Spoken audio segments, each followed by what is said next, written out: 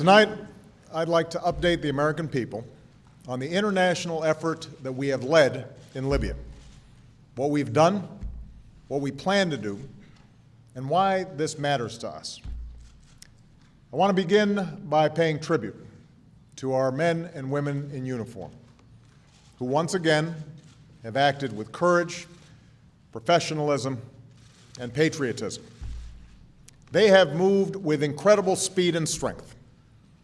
Because of them and our dedicated diplomats, a coalition has been forged and countless lives have been saved. Meanwhile, as we speak, our troops are supporting our ally Japan, leaving Iraq to its people, stopping the Taliban's momentum in Afghanistan, and going after al-Qaeda all across the globe. As Commander-in-Chief, I am grateful to our soldiers, sailors, airmen, Marines, Coast Guardsmen, and to their families. And I know all Americans share in that sentiment. For generations, the United States of America has played a unique role as an anchor of global security and as an advocate for human freedom. Mindful of the risks and costs of military action, we are naturally reluctant to use force to solve the world's many challenges. But when our interests and values are at stake, we have a responsibility to act.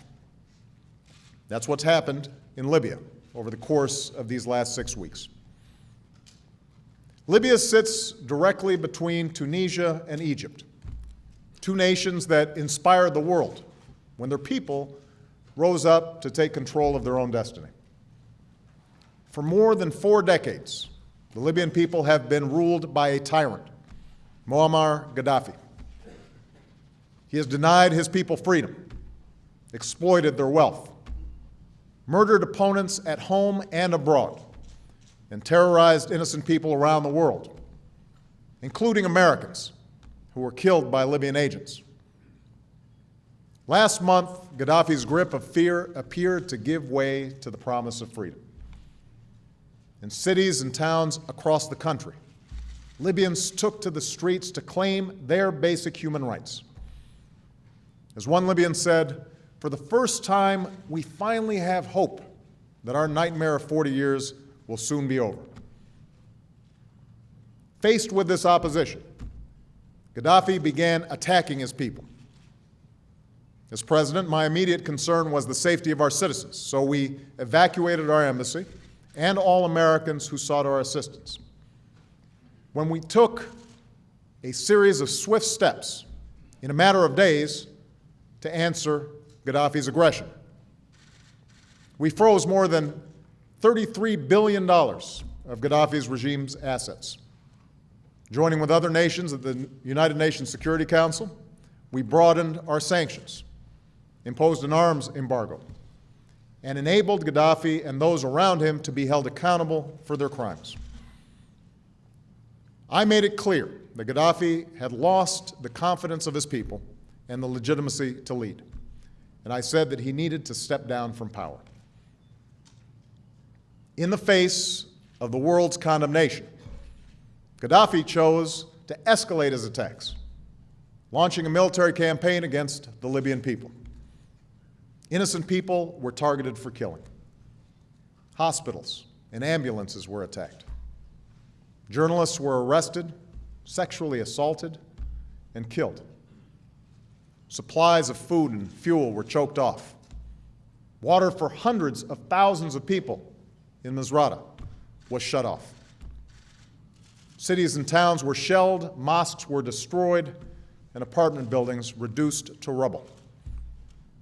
Military jets and helicopter gunships were unleashed upon people who had no means to defend themselves against assaults from the air. Confronted by this brutal repression and a looming humanitarian crisis, I ordered warships into the Mediterranean. European allies declared their willingness to commit resources to stop the killing. The Libyan opposition and the Arab League appealed to the world to save lives in Libya. And so at my direction, America led an effort with our allies at the United Nations Security Council to pass a historic resolution that authorized a no-fly zone to stop the regime's attacks from the air and further authorized all necessary measures to protect the Libyan people. 10 days ago, having tried to end the violence without using force, the international community offered Gaddafi a final chance to stop his campaign of killing or face the consequences. Rather than stand down, his forces continued their advance, bearing down on the city of Benghazi, home to nearly 700,000 men, women, and children who sought their freedom from fear. At this point, the United States and the world faced a choice. Gaddafi declared he would show no mercy to his own people. He compared them to rats and threatened to go door to door to inflict punishment. In the past, we had seen him hang civilians in the streets and kill over 1,000 people in a single day. Now we saw regime forces on the outskirts of the city. We knew that if we waited one more day, Benghazi, a city nearly the size of Charlotte, could suffer a massacre that would have reverberated across the region and stained the conscience of the world. It was not in our national interest to let that happen. I refused to let that happen. And so 9 days ago, after consulting the bipartisan leadership of Congress, I authorized military action to stop the killing and enforce UN Security Council Resolution 1973. We struck regime forces approaching Benghazi to save that city and the people within it. We hit Gaddafi's troops in neighboring Ajabia, allowing the opposition to drive them out. We hit Gaddafi's air defenses, which paved the way for a no-fly zone. We targeted tanks and military assets that had been choking off towns and cities, and we cut off much of their source of supply.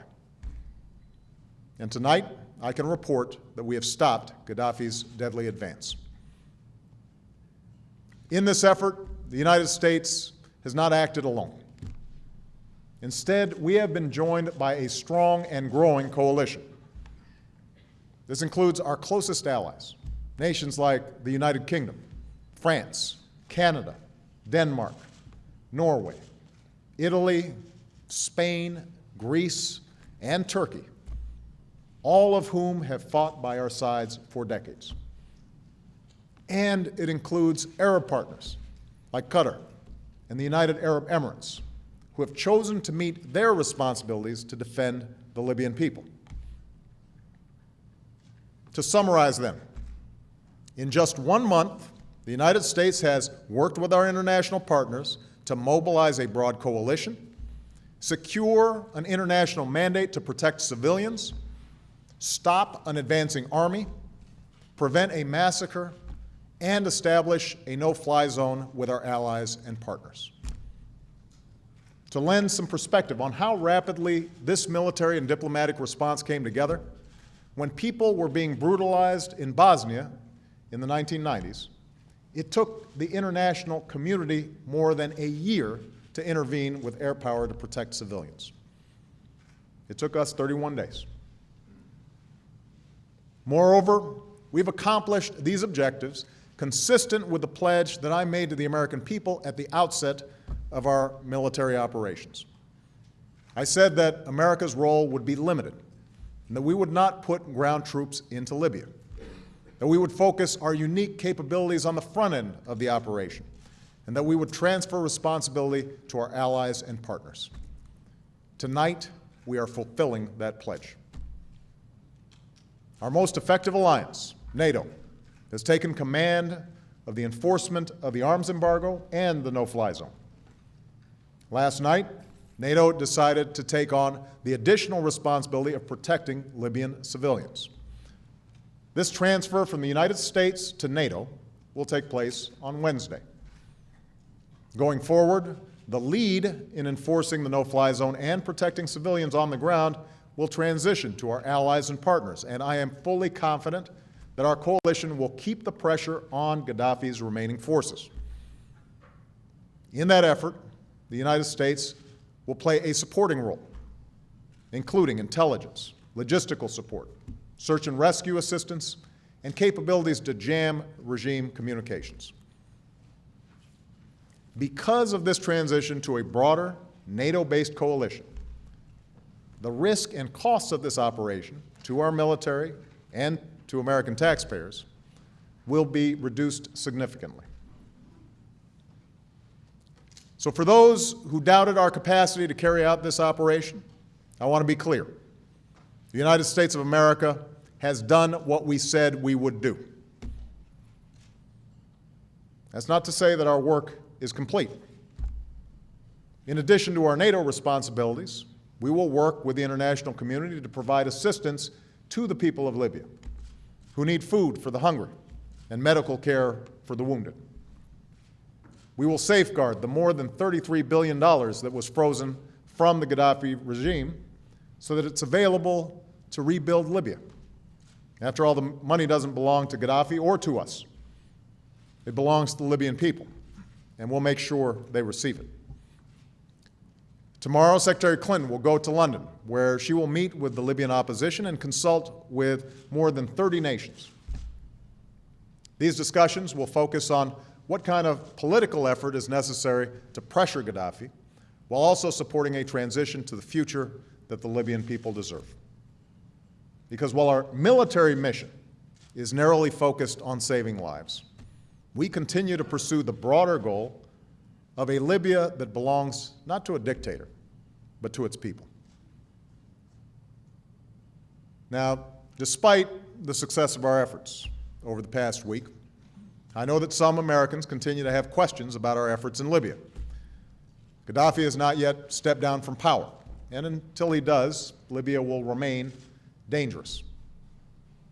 Moreover, even after Gaddafi does leave power, 40 years of tyranny has left Libya fractured and without strong civil institutions. The transition to a legitimate government that is responsive to the Libyan people will be a difficult task. And while the United States will do our part to help, it will be a task for the international community, and more importantly, a task for the Libyan people themselves. In fact, much of the debate in Washington has put forward a false choice when it comes to Libya. On the one hand, some question why America should intervene at all, even in limited ways, in this distant land. They argue that there are many places in the world where innocent civilians face brutal violence at the hands of their government, and America should not be expected to police the world, particularly when we have so many pressing needs here at home. It's true that America cannot use our military wherever repression occurs. And given the costs and risks of intervention, we must always measure our interests against the need for action. But that cannot be an argument for never acting on behalf of what's right. In this particular country, Libya, at this particular moment, we were faced with the prospect of violence on a horrific scale. We had a unique ability to stop that violence, an international mandate for action, a broad coalition prepared to join us, the support of Arab countries, and a plea for help from the Libyan people themselves. We also had the ability to stop Gaddafi's forces in their tracks without putting American troops on the ground. To brush aside America's responsibility as a leader, and more profoundly, our responsibilities to our fellow human beings under such circumstances, would have been a betrayal of who we are. Some nations may be able to turn a blind eye to atrocities in other countries. The United States of America is different.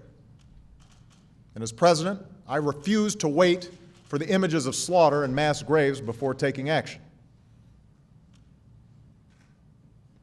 Moreover, America has an important strategic interest in preventing Gaddafi from overrunning those who oppose him. A massacre would have driven thousands of additional refugees across Libya's borders, putting enormous strains on the peaceful yet fragile transitions in Egypt and Tunisia. The democratic impulses that are dawning across the region would be eclipsed by the darkest form of dictatorship, as repressive leaders concluded that violence is the best strategy to cling to power. The writ of the United Nations Security Council would have been shown to be little more than empty words, crippling that institution's future credibility to uphold global peace and security. So while I will never minimize the costs involved in military action, I am convinced that a failure to act in Libya would have carried a far greater price for America.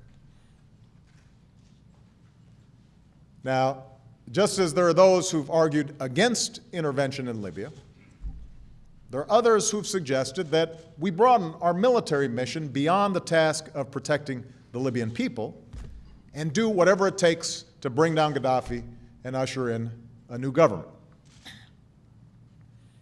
Of course, there is no question that Libya and the world would be better off with Gaddafi out of power. I, along with many other world leaders, have embraced that goal and will actively pursue it through non-military means. But broadening our military mission to include regime change would be a mistake. The task that I assigned our forces to protect the Libyan people from immediate danger and to establish a no-fly zone carries with it a UN mandate and international support.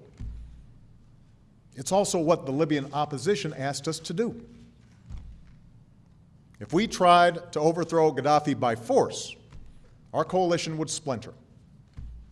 We would likely have to put U.S. troops on the ground to accomplish that mission, or risk killing many civilians from the air.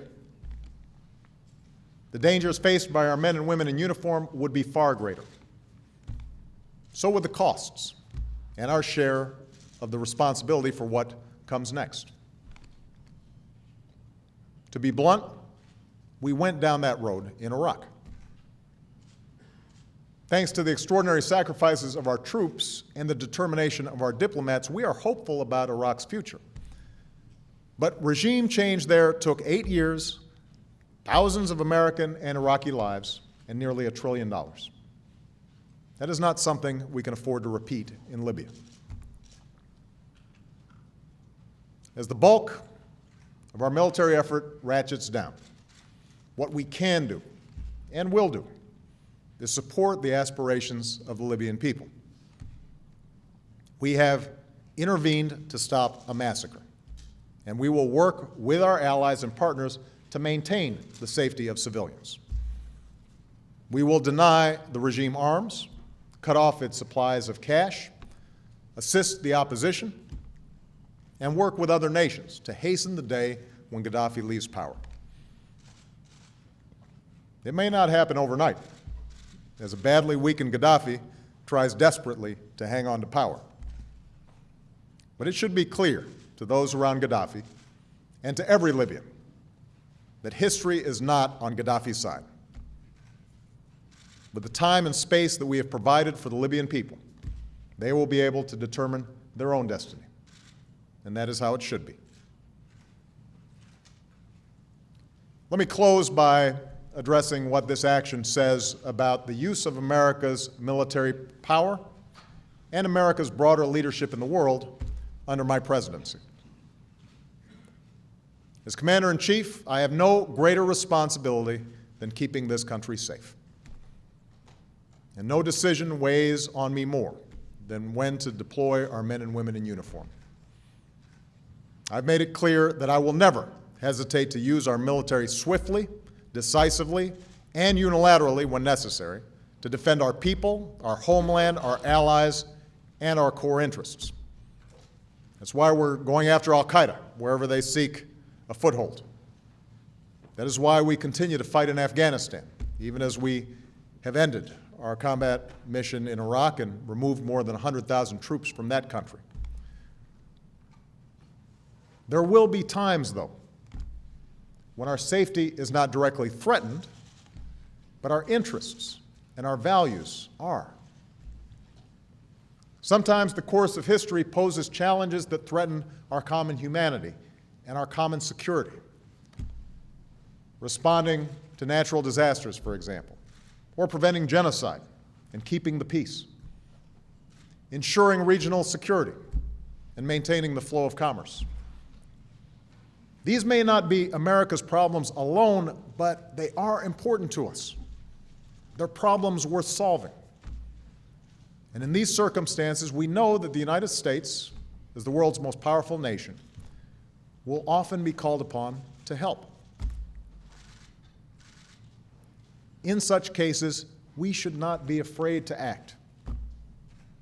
But the burden of action should not be America's alone. As we have in Libya, our task is instead to mobilize the international community for collective action. Because contrary to the claims of some, American leadership is not simply a matter of going it alone and bearing all of the burden ourselves.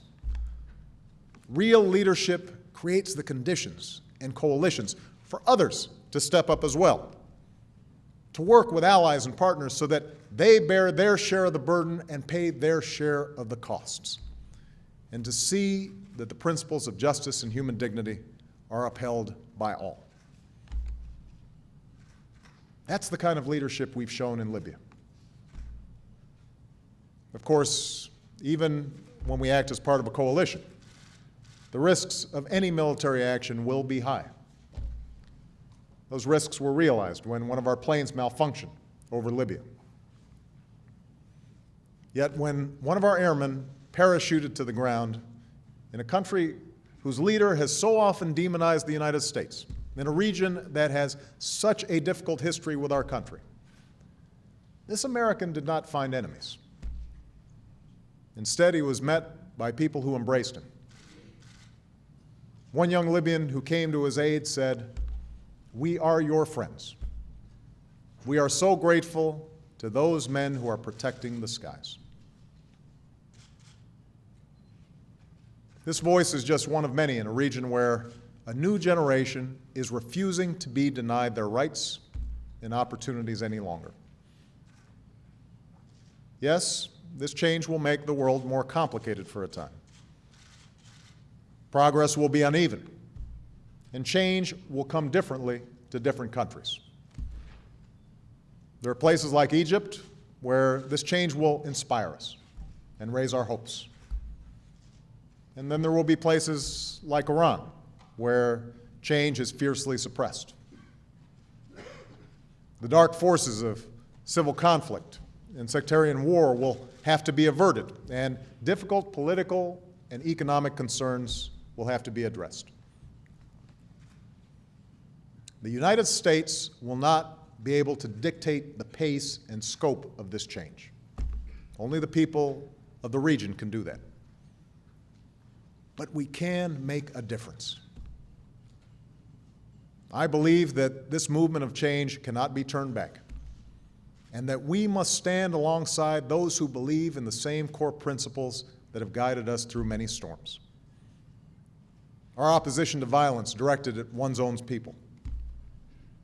Our support for a set of universal rights, including the freedom for people to express themselves and choose their leaders. Our support for governments that are ultimately responsive to the aspirations of the people. Born as we are, out of a revolution by those who longed to be free, we welcome the fact that history is on the move in the Middle East and North Africa, and that young people are leading the way. Because wherever people long to be free, they will find a friend in the United States. Ultimately, it is that faith, those ideals, that are the true measure of American leadership.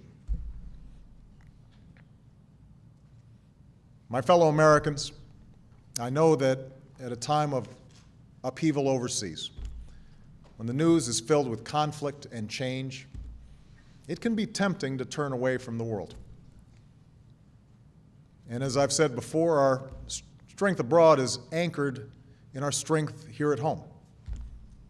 That must always be our North Star, the ability of our people to reach their potential, to make wise choices with our resources, to enlarge the prosperity that serves as a wellspring for our power, and to live the values that we hold so dear. But let us also remember that for generations we have done the hard work of protecting our own people as well as millions around the globe. We have done so because we know that our own future is safer, our own future is brighter, if more of mankind can live with the bright light of freedom and dignity. Tonight, let us give thanks for the Americans who are serving through these trying times and the coalition that is carrying our effort forward. And let us look to the future with confidence and hope, not only for our own country, but for all those yearning for freedom around the world. Thank you, God bless you, and may God bless the United States of America. Thank you. Thank you.